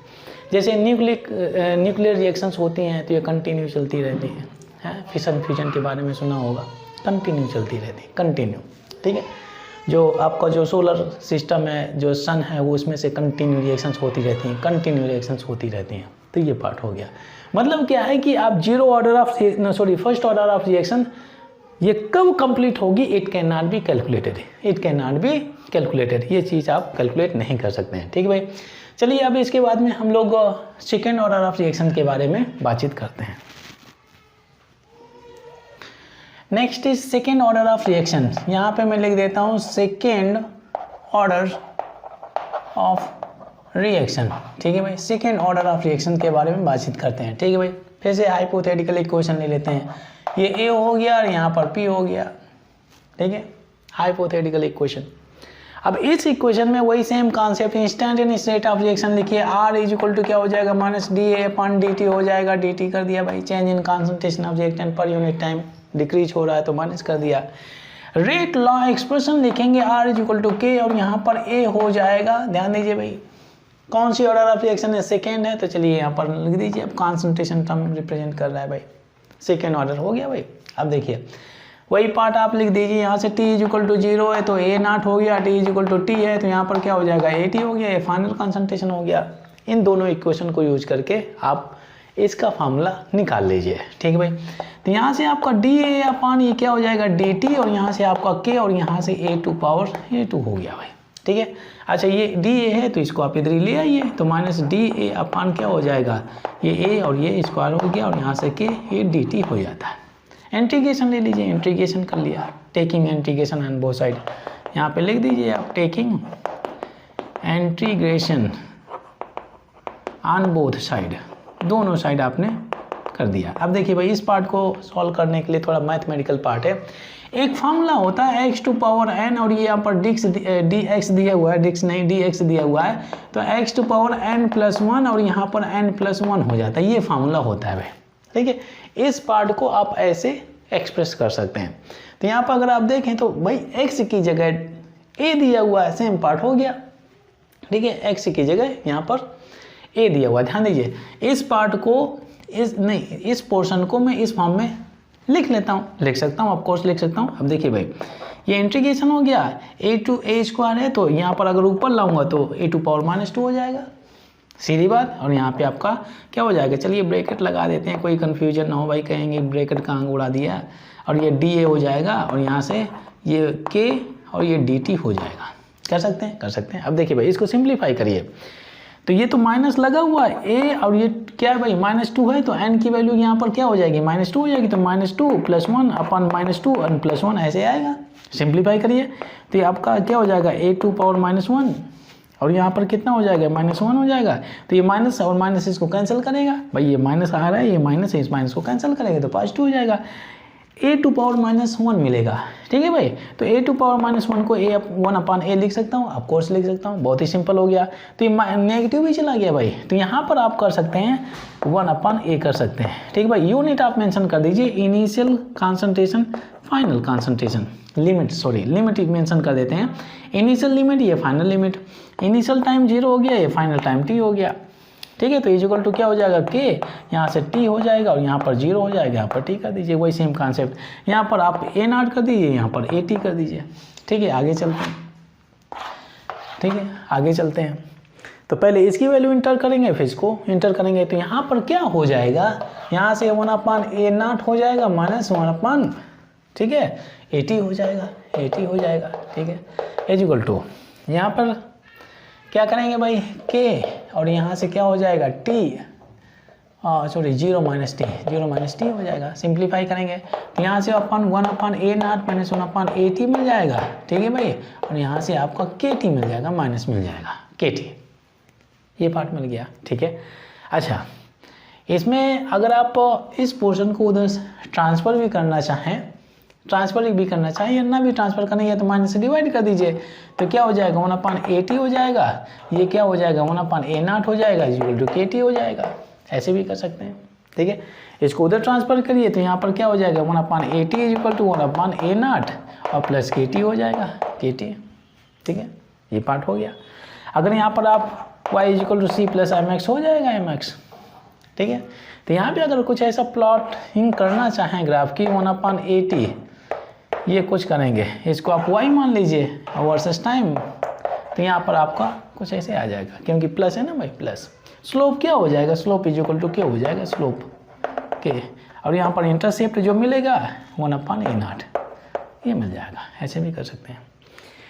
तो जो हमें फार्मूला मिलता है, ये फार्मूला हमें मिलता है किसके लिए, सेकेंड ऑर्डर ऑफ रिएक्शन के लिए। ध्यान दीजिए भाई, इसी फार्मूला को हम लोग यूज करने वाले हैं। सेकेंड ऑर्डर ऑफ रिएक्शन के लिए आपको ये फार्मूला यूज करना है। ठीक है, 1/, final concentration - 1/, initial concentration is equal to rate constant, और t क्या हो गया भाई, टाइम हो गया। ठीक है भाई, चलिए अब सेकेंड ऑर्डर के लिए हम लोग बातचीत करते हैं किसके बारे में, half life as well as completion time के बारे में। Now we discuss about half life in second order of reaction. ठीक है भाई, हाफ लाइफ के बारे में बातचीत करते हैं। हाफ लाइफ, ठीक है, टी हाफ, ठीक है भाई, टी 50%। ठीक है, सेकेंड ऑर्डर ऑफ रिएक्शन का जो फार्मूला हम लोगों ने सीखा हुआ है, निकाला हुआ है, ये आपका a 1/at upon 1/a0 is equal to ये kt निकाला हुआ है। ये फार्मूला हम लोगों ने निकाला हुआ था। ठीक है भाई, अगर मैं इक्वेशन के बारे में बातचीत करूँ, जो इक्वेशन यूज़ किया था, ये इक्वेशन हो गया टाइम इज इक्वल टू, अगर 0 है तो a0 हो गया, और time is equal to t half है, मतलब क्या है कि इसका कॉन्सेंट्रेशन कितना हो जाएगा भाई, हाफ हो जाएगा। तो ये फाइनल कॉन्सेंट्रेशन 80 हो जाएगा। ठीक है, उठा करके इसमें रख दीजिए। अब देखिए भाई 80 इज इक्वल टू क्या हो गया, a0/2, यहाँ पे प्लग इन करेंगे तो आप यहाँ पर क्या हो जाएगा भाई, a0 और ये /2 हो जाएगा, ये -1/a0 हो गया, और इज इक्वल टू kt हो गया, और kt का मतलब क्या है, टाइम हो जाएगा t हाफ। ठीक है भाई, ये 2 ऊपर चला जाएगा तो 2/, ये हो जाएगा a0 -1/a0 हो जाएगा k, और ये t हाफ हो गया भाई। अब देखिए यहाँ पे तो बेस सेम हो जाएगा ना, ये तो यहाँ पर क्या हो जाएगा, सब्ट्रैक्ट कर देंगे, 2 - 1 इज इक्वल टू क्या हो जाएगा, 1/a0 is equal to k, और ये t हाफ हो गया। अगर t हाफ अगर निकालते हैं तो क्या हो जाएगा, 1/k, और ये a0 हो जाएगा भाई। ये फार्मूला हमें मिल जाता है। ठीक है ना भाई, ये फार्मूला हमें मिल जाता है। यहाँ पे अगर आप ध्यान दें तो जो हाफ लाइफ है in second order of reaction inversely proportional to reciprocal of है भाई, ठीक है, reciprocal of concentration of reactant. अगर कॉन्सेंट्रेशन इंक्रीज करेंगे तो हाफ लाइफ क्या हो जाएगा, डिक्रीज हो जाएगा। अगर हाफ लाइफ इंक्रीज करेंगे तो कॉन्सेंट्रेशन डिक्रीज हो जाएगा, ठीक है भाई, रेसिप्रोकल में आ रहा है, ठीक है, ध्यान दीजिए, ये बहुत ही अच्छी और बहुत ही सिंपल इंफॉर्मेशन है, ठीक है। अच्छा, अगर मैं कंप्लीशन टाइम के बारे में बात करता हूँ, कंप्लीशन टाइम क्या हो जाएगा, तो यहाँ से t 100% हो जाएगा कंप्लीशन टाइम। तो मतलब क्या है कि जो हमारे पास में इक्वेशन है तो t = 0 है तो a0 हो जाएगा, और t = t 100% है तो मतलब क्या है कि 0 हो जाएगा, ये फाइनल कॉन्सेंट्रेशन हो जाएगा, फाइनल कॉन्सेंट्रेशन AT। जो फार्मूला हमारे पास में है 1/AT = 1/A0 KT है, ठीक है, और ये 100% अगर आप देखना चाहें, चलिए KT रख देते हैं, पहले फार्मूला के बारे में बातचीत करते हैं। अब देखिए यहाँ पर AT क्या हो जाएगा भाई, यहाँ पर 0 हो जाएगा, -1/A0 हो जाएगा, और ये K और ये T 100% हो जाएगा। तो कंप्लीशन टाइम के बारे में यहाँ पर अनडिफाइंड वैल्यू आ जाएगी, ये भी इनफाइनाइट, मतलब completion time for the second order of reaction can not be calculated, ठीक है। 0 ऑर्डर ऑफ रिएक्शन के कैलकुलेट कर सकते हैं जो सेकेंड हाफ लाइफ में कंप्लीट हो जाती है, 2 हाफ लाइफ में ये रिएक्शन कंप्लीट हो जाती है, फर्स्ट ऑर्डर की सेकेंड ऑर्डर की नहीं कैलकुलेट की जा सकती है, ठीक है भाई, ये पार्ट हो गया, ठीक है भाई। तो यहाँ पर हम ये पोर्शन को कंप्लीट करते हैं। चलिए अब इसके बाद में हम लोग एक ऐसे फार्मूला के बारे में बातचीत करते हैं, वो फार्मूला आप दिमाग में रखें, और उस फार्मूला से सभी ऑर्डर ऑफ रिएक्शन, 0 ऑर्डर हो गया, सेकेंड ऑर्डर हो गया, थर्ड ऑर्डर हो गया, सभी order of reaction accept first order of reaction का फार्मूला आप आसानी से निकाल सकते हैं, ठीक है भाई। Next is nth order of reaction. nth order of reaction के लिए हम एक इक्वेशन डेवलप कर लेते हैं, वही सेम कॉन्सेप्ट है, nth order of reaction. nth order of reaction के बारे में हम बातचीत करते हैं। ये हाइपोथेटिकल इक्वेशन हो गया भाई, हाइपोथेटिकल इक्वेशन, ठीक है। अब यहाँ पे अगर आप देखें तो यहाँ पर t = 0 है तो कॉन्सेंट्रेशन A0, और t = t है तो कॉन्सेंट्रेशन, फाइनल कॉन्सेंट्रेशन AT हो जाएगा, ठीक है। इस हाइपोथेटिकल इक्वेशन के लिए अगर मैं इंस्टेंटेनियस रेट ऑफ रिएक्शन लिखना चाहूँ, ये dA/dt हो जाएगा भाई, ठीक है। रेट ला एक्सप्रेशन करना चाहें तो ये आपका A हो जाएगा, ध्यान दीजिए nth ऑर्डर है, मतलब क्या है कि A⁴n हो जाएगा, ठीक है, सीधी बात। अब इन दोनों एक्सप्रेशन को यूज करके आप फार्मूला डिराइव कर लीजिए, बहुत ही सिंपल हो गया। तो यहाँ से आपका -dA/dt हो जाएगा, A क्या हो जाएगा K, और यहाँ पर A⁴n हो जाएगा, ऐसे कर सकते हैं, ठीक है। इस पोर्शन को इधर लाइए, ये -dA/, ये क्या हो जाएगा, A⁴ क्या हो जाएगा, n हो जाएगा, K dt हो जाएगा, K dt, ठीक है। इस पोर्शन को हटाता हूँ, इंटीग्रेशन करिए, taking integration on both side, ठीक है, टेकिंग इंटीग्रेशन बोथ साइड लेंगे भाई, ठीक है। अब देखिए इस पार्ट को मैं, अगर आपको याद हो, ये फार्मूला मैंने बोला था x⁴n है, और ये dx दिया है तो x⁴n+1, और ये आपका n+1 हो जाता है, ये फार्मूला आप लोगों ने सीखा होगा। तो इसको मैं इसी फॉर्मेट में लिख लेता हूँ, तो यहाँ पर A⁴ क्या हो जाएगा, -n हो जाएगा, और ये dA हो जाएगा, क्या हो जाएगा, ये d और dt हो जाएगा। ये आप लिमिट्स भी लगा दीजिए, A0 ये हो जाएगा AT, ये t हो जाएगा 0 हो जाएगा, 0 हो जाएगा, t हो जाएगा, ये AT हो जाएगा, ये A0 हो जाएगा, ठीक है भाई। अब इसको सिंप्लीफाई करिए भाई, सिंप्लीफाई करिए। अगर मैं इसको कैसे लिखूंगा, -n है, -n+1, और ये -n+1 ऐसे कर सकते हैं, ठीक है। तो 1 - n, इसको 1 - n कर सकता हूँ, आप कोर्स कर सकता हूँ, ठीक है। तो A⁴ 1 - n या 1 - n ऐसे लिख सकता हूँ, ठीक है। चलिए मैं इसको इधर लिख देता हूँ। तो यहाँ पर जो हम इंटीग्रेशन करेंगे तो A⁴ 1 - n मिल जाएगा, और लिमिट्स हम लगा देते हैं, ये आपका A0 है और ये आपका AT है, और ये माइनस आपका लगा हुआ है, अभी माइनस को हमने डिस्टर्ब नहीं किया हुआ है, सेम लगा हुआ है। यहाँ पे अगर आप देखें तो A ठीक है, ये क्या हो जाएगा, t मिल जाएगा, क्योंकि इंटीग्रेशन dt क्या हो जाएगा, t मिल जाएगा भाई। तो यहाँ पर k मिलेगा, और यहाँ पर t मिलेगा, और यहाँ पर क्या हो जाएगा भाई, ये t हो जाएगा, भाई 0 हो जाएगा। चलिए प्लग इन करते हैं, माइनस हो गया, तो a क्या हो जाएगा, A0 1 - n, ये हो जाएगा AT, और ये 1 - n हो जाएगा, ऐसे कर सकते हैं k, और यहाँ से क्या हो जाएगा भाई, ये 0 माइनस टी हो जाएगा, तो इज इक्वल टू माइनस के टी मिलेगा। तो माइनस माइनस कैंसिल कर दीजिए, माइनस माइनस कैंसिल कर दे दीजिए। ठीक है भाई, ये पार्ट अच्छा है। यहाँ पे अगर आप देखें तो ये 1 माइनस एन है भाई, 1 माइनस एन। तो यहाँ पे क्या करता हूँ, 1 माइनस एन कर लिया, यहाँ पर भी 1 माइनस एन दिया हुआ है, इसके नीचे मैंने ये पार्ट नहीं मेंशन किया, 1 माइनस एन कर दिया। 1 माइनस एन को बाहर निकाल लेते हैं, ठीक है, 1 माइनस एन को।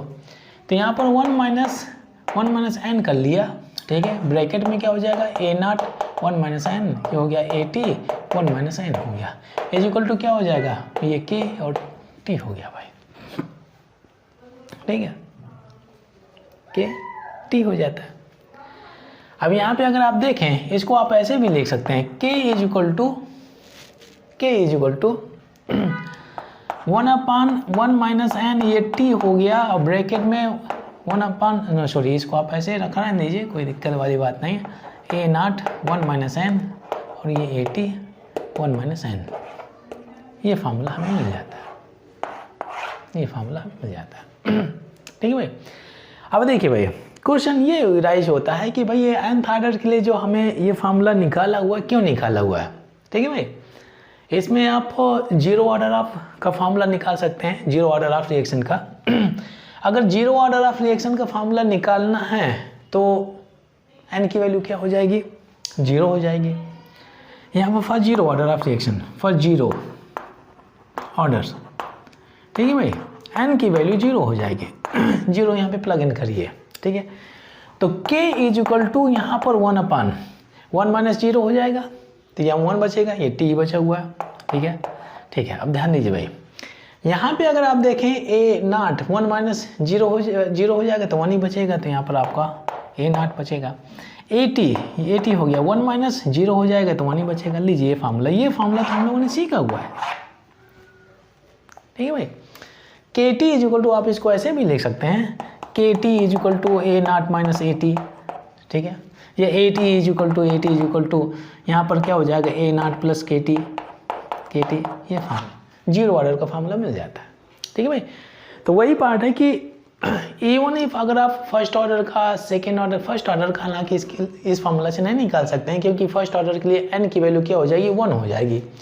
अगर यहाँ पर 1 रखेंगे तो 1 माइनस 1 इज इक्वल टू 0, तो ये पूरे पोर्शन को 0 कर देगा, तो निकाल ही नहीं पाएंगे। तो ये फार्मूला जो है फर्स्ट ऑर्डर के लिए एप्लीकेबल नहीं है, और इसके अलावा फर्स्ट ऑर्डर के अलावा क्या हो जाएगा, 0 order, second order, third order, जो भी फार्मूला अगर आप निकालना चाहें तो उसी के अकॉर्डिंग n की वैल्यू प्लग इन कर दीजिए। सेकेंड ऑर्डर के लिए निकालेंगे तो n की वैल्यू 2 हो जाएगी, कहीं तो मैं निकाल देता हूँ यहाँ पर। फॉर सेकेंड ऑर्डर्स हो गया, फॉर सेकेंड ऑर्डर्स n की वैल्यू क्या हो जाएगी, 2 हो जाएगी, प्लग इन करिए। k इज इक्वल टू 1/, यहाँ पर ध्यान दीजिए 1 माइनस 2 हो जाएगा, तो यहाँ पर -2 बचेगा, तो यहाँ पर -2 लगा दिया, ये t हो गया, ठीक है। यहाँ पे अगर आप देखिए 1 माइनस 2 हो जाएगा, तो a टू पावर -1, तो यहाँ पर क्या हो जाएगा भाई, 1/a नॉट माइनस, यहाँ पर a टू पावर 1 माइनस 2 हो जाएगा, तो a टू पावर -1 आएगा, तो इसको आप कर दीजिए 1/80, ठीक है। ये माइनस को अंदर ले जाइए, तो k इज इक्वल टू यहाँ पर क्या हो जाएगा, 1/t, यहाँ से 1/80, और ये हो जाएगा 1/a नॉट। ये फार्मूला मिल गया, ये फार्मूला तो है सेकेंड ऑर्डर का, ये फार्मूला निकाल सकते हैं, ठीक है। ये पार्ट हो गया। अब देखिए भाई, इसमें अगर आप हाफ लाइफ निकालना चाहें, इस फार्मूला में nth ऑर्डर ऑफ रिएक्शन के लिए हाफ लाइफ निकालना चाहें, तो वही सेम कॉन्सेप्ट है। AT की जगह आपको A नॉट बाई 2 करना है भाई। टाइम एक ऐसा टाइम जिसमें से रिएक्टेंट का जो कॉन्सेंट्रेशन होता है हाफ रह जाता है, ठीक है, तो उसको आप हाफ लाइफ बोलेंगे। तो nth ऑर्डर ऑफ रिएक्शन में जो फार्मूला आपको मिला है हाफ लाइफ, अगर आप निकालना चाहें nth ऑर्डर की, तो AT की जगह A नॉट बाई 2 कर दीजिए और सिंप्लीफाई कर लीजिए, एक फार्मूला मिल गया है। कहिए तो मैं उस पार्ट को दिखा देता हूँ, करके दिखा देते हैं, ठीक है भाई। Next is half life for nth order of reaction, half life, ठीक है, हाफ लाइफ टी हाफ। ये फार्मूला काफ़ी इंपॉर्टेंट है इस वजह से, क्योंकि अगर आप भूल जाते हैं first order, second order, third order के लिए जो इंफॉर्मेशन हम लोगों ने सीखी हुई है, तो nth ऑर्डर का फार्मूला यूज करके आप काफ़ी हद तक फार्मूला आप निकाल सकते हैं छोटे से समय में। अब देखिए यहाँ पे जो हम लोगों ने nth ऑर्डर में जो फॉर्मूला सीखा हुआ था, क्या सीखा हुआ था, k = 1/1 - n, ये आपका t था, ब्रैकेट क्या हो गया भाई a0/1 n, और ये आपका at था 1 - n, ये सीखा हुआ था। ठीक है, अगर मैं इक्वेशन के बारे में बातचीत करूँ तो यहाँ पर क्या हो जाएगा, t = 0 था तो ये a0 हो गया, t = अगर t ½ है तो ये आपका a0/2 हो जाएगा, ये आपका फाइनल कॉन्सेंट्रेशन बचेगा। तो प्लग इन कर देते हैं, चलिए देखते हैं क्या होता है। k = 1/1 - n, और ये आपका t हो जाएगा। ठीक है भाई, यहाँ पे a0 ये आपका क्या हो जाएगा, 1 - n हो गया, माइनस at की जगह आप a0/2 करिए, होल पावर ये क्या हो जाएगा, 1 - n हो जाएगा, ऐसे हो जाएगा। ठीक है भाई, अब ध्यान दीजिए, यहाँ पे मैं क्या करता हूँ, k = 1/1 - n, ये आपका t हो गया, और यहाँ पर a0 1 - n है, माइनस।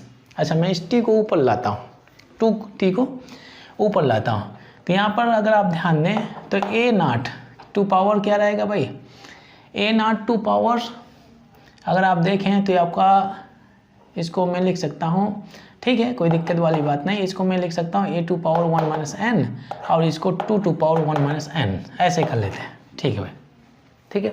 अब देखो, अगर मैं इसको ऊपर ले जाता हूँ, थोड़ा सा यहीं पे लिख लेते हैं, 1 - n ये t हो गया, ठीक है, a0 और ये क्या हो गया, 1 - n हो गया। अब इसको अगर मैं ऊपर ले जाऊँ तो माइनस क्या हो जाएगा, a0 और ये आपका 1 - n और 2 पावर n - 1 हो जाएगा, ये मिल जाएगा n - 1।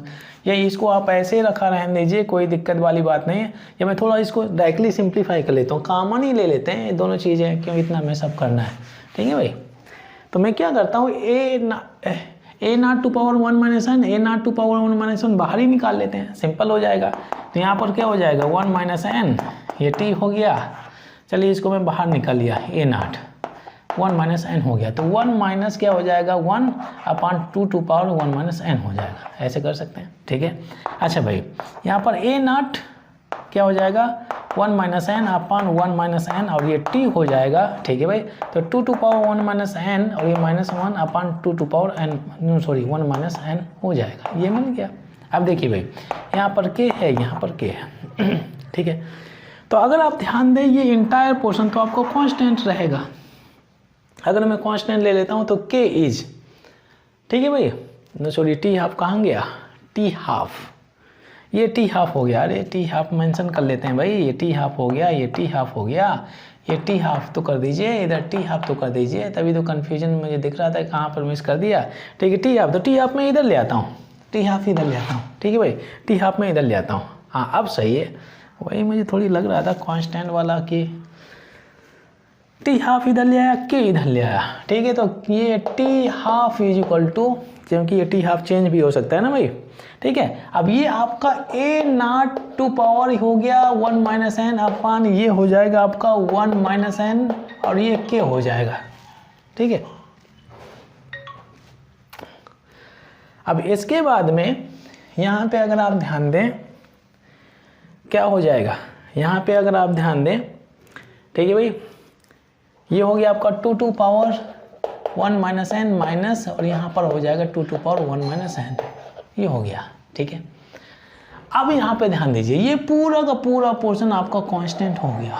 अब ये कांस्टेंट है भाई, k भी है आपका कांस्टेंट ही है, रेट कांस्टेंट ही है। तो अब यहाँ पे मैं ऐसे कुछ कर सकता हूँ, t½ is directly proportional to a0 and 1 - n हो गया, ये फार्मूला हो गया। ठीक है, ये फार्मूला हो गया, ध्यान दीजिए ये फार्मूला। अब यहाँ से आप हाफ लाइफ और कॉन्सेंट्रेशन के बीच में पर डिफरेंट ऑर्डर ऑफ रिएक्शन निकाल सकते हैं। ठीक है, अगर मैं 0 ऑर्डर ऑफ रिएक्शन के लिए हाफ लाइफ का फार्मूला निकालना चाहूँ, 0 ऑर्डर ऑफ रिएक्शन के लिए अगर मैं हाफ लाइफ का फार्मूला निकालना चाहूँ तो यहाँ पे क्या हो जाएगा, ये फॉर 0 ऑर्डर, ठीक है, यहाँ पे n की वैल्यू 0 हो जाएगी, सीधी बात है, n की वैल्यू 0 हो जाएगी, तो t½ और यहाँ पे अगर आप देखें तो a0 1 - 1, तो क्या हो जाएगा t½ और a0 अपान ये 0 हो जाएगा। ठीक है, सॉरी 0 मेंशन करना चाहिए, मैं फर्स्ट ऑर्डर के लिए कर दिया, तो ये 0 हो जाएगा, तो यहाँ पर 1 हो जाएगा। ठीक है, तो half life is directly proportional to the concentration of reactant. Zero order of reaction के लिए ये पार्ट हम लोगों ने ऑलरेडी सीखा हुआ है। थोड़ा सा वो मिस रिंग बज रहा था, बेल बज रहा था, इसका क्या मोबाइल का तो डिस्टर्बेंस हो गया। एनीवे ध्यान दीजिए, यहाँ पे अगर आप देखें n की वैल्यू 0 रखेंगे, 0 हो जाएगा तो क्या हो जाएगा, T half is directly proportional to A naught, और ये क्या हो जाएगा 1 माइनस 0 हो जाएगा, तो यहाँ पर ए नॉट बचेगा। मतलब half life is directly proportional to the concentration of reactant in zero order of reaction. ये रिलेशन हम लोगों ने सीखा हुआ है। ठीक है, अगर मैं फर्स्ट ऑर्डर के बारे में बात करूँ तो n की value for first order n की वैल्यू क्या हो जाएगी, 1 हो जाएगी। ठीक है, तो यहाँ से T half is directly proportional to A naught and 1 minus 1 हो जाएगा, और T half is equal to यहाँ पर ए नॉट, ये 0 हो जाएगा, तो ये तो पूरा 1 हो जाएगा।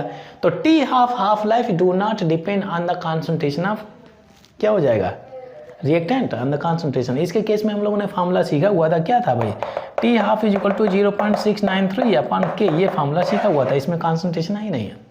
तो ये फार्मूला बहुत ही काफ़ी इंपॉर्टेंट है, बहुत ही आसानी से समझे जा सकते हैं। ये फार्मूला काफ़ी इंपॉर्टेंट है, आसानी से समझे जा सकते हैं, और इन फार्मूला को यूज करके nth ऑर्डर का हाफ लाइफ यूज करके, nth ऑर्डर ऑफ रिएक्शन को यूज करके आप आसानी से first order, second order, third order का जो इन्फॉर्मेशन एक्सट्रैक्ट करना चाहे निकाल सकते हैं। चलिए इसके बाद में हम लोग बातचीत करते हैं। आप लोगों ने सीखा हुआ कि ये जो रेट कांस्टेंट होता है, रेट कांस्टेंट की जो यूनिट होती है depend on the order of reaction. Zero order है तो उसकी डिफरेंट यूनिट होगी, फर्स्ट ऑर्डर है तो उसकी डिफरेंट यूनिट हो जाती है, किसकी, रेट कांस्टेंट की। तो ये सेंटेंस मैंने शुरुआत में दिया हुआ था कि the unit of rate constant depend on the order of reaction. अगर डिफरेंट ऑर्डर ऑफ रिएक्शन है तो different unit of rate constant भी हो जाएगी। चलिए इसके बारे में हम लोग डिस्कस कर लेते हैं। Next is the unit of rate constant for different order of reaction. The unit of rate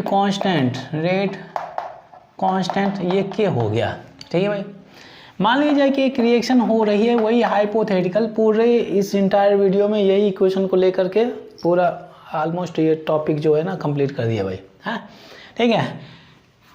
ठीक है, ये रिएक्शन nth ऑर्डर की है, मतलब nth ऑर्डर की ऑर्डर ऑफ रिएक्शन n हो जाएगी। तो अगर मैं रेट ला एक्सप्रेशन लिखना चाहूँ कि रेट ला एक्सप्रेशन से हमें रेट कांस्टेंट मिलेगा, और ये a हो जाएगा और पावर n हो जाएगा, ठीक है भाई। ध्यान दीजिए, जो रेट होती है तो क्या हम लोगों ने सीखा हुआ रेट के केस में, change in concentration of reactant और प्रोडक्ट पर यूनिट टाइम।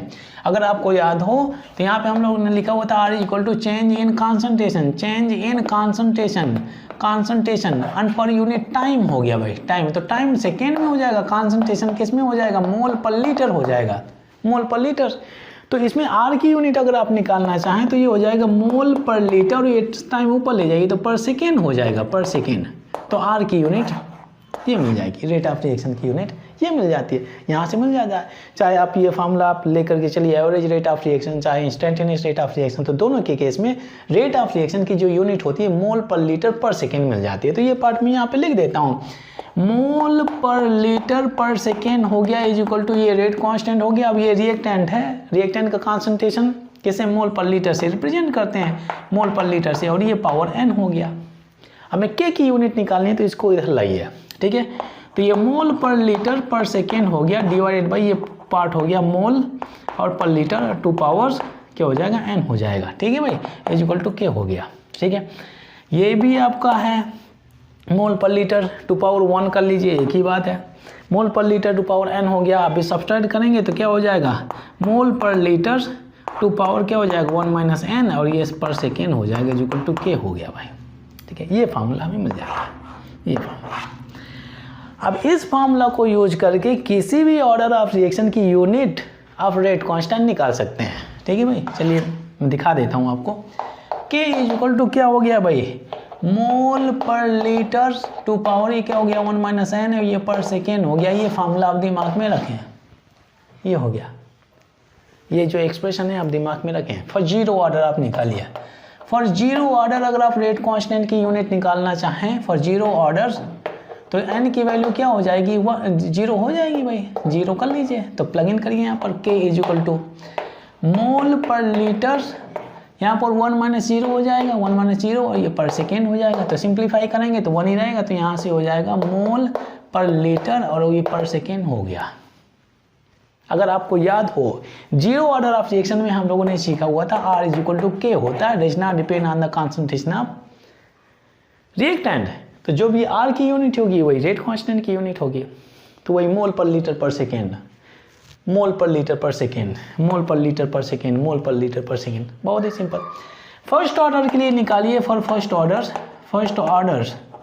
के लिए तो n की वैल्यू क्या हो जाएगी, 1 हो जाएगी भाई। तो यहाँ से k इज इक्वल टू मोल पर लीटर्स, ठीक है भाई। 1 माइनस 1 और पर सेकेंड, तो 1 माइनस 1 का मतलब क्या, 0 हो जाएगा, 0 का मतलब ये पूरा 1 हो जाएगा, तो यहाँ पर सेकेंड की यूनिट मिलेगी। ये हो गया। तो फर्स्ट ऑर्डर की में रेट कांस्टेंट की जो यूनिट होती है पर सेकेंड ही होती है। फॉर सेकेंड ऑर्डर निकालिए, फॉर सेकेंड ऑर्डर्स, ठीक है भाई। तो इसमें से क्या हो जाएगा, k इज इक्वल टू मोल पर लीटर्स, यहाँ पर 1 माइनस n की वैल्यू इसमें 2 हो जाएगी, तो 2 हो जाएगा, ये पर सेकेंड हो जाएगा। तो यहाँ पर -1 बचेगा, तो यहाँ पर मोल हो जाएगा, पर मोल हो जाएगा, लीटर हो जाएगा, ये पर सेकेंड हो जाएगा।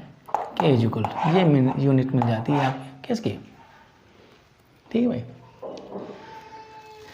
ये -1 है, ये -1 है, -1 क्या हो जाएगा, +1 हो जाएगा, और ये पर मोल मिल जाएगा, पर सेकेंड ये यूनिट हो जाती है, ठीक है। तो ये आज का सेशन था, बहुत ही इजी सेशन था, बहुत ही आसानी से ये पूरी इन्फॉर्मेशन आप समझ सकते हैं और रियलाइज कर सकते हैं कि भाई क्या चल रहा है एग्जैक्टली। तो ये पार्ट बहुत एक, क्योंकि एक पर्टिकुलर पैटर्न है और इस पैटर्न को फॉलो करेंगे तो पूरी की पूरी इन्फॉर्मेशन आप एक्सट्रैक्ट कर सकते हैं, ठीक है भाई। इक्वेशन को यूज करके पूरे इन्फॉर्मेशन में अगर आप देखें, हम लोगों ने एक हाइपोथेटिकल इक्वेशन लिया हुआ था, उसमें से हम लोगों ने 2 इक्वेशन का इस्तेमाल किया, एक इंस्टेंटेनियस रेट ऑफ रिएक्शन और एक दूसरा रेट लाइक एक्सप्रेशन। इन दोनों को यूज करके किसी भी ऑर्डर ऑफ रिएक्शन के डिटेल के बारे में आप डिस्कस कर सकते हैं, ठीक है भाई। चलिए अब इसके बाद में हम लोग नेक्स्ट लेक्चर में मिलेंगे और स्टडी करेंगे about the application of first order of reaction.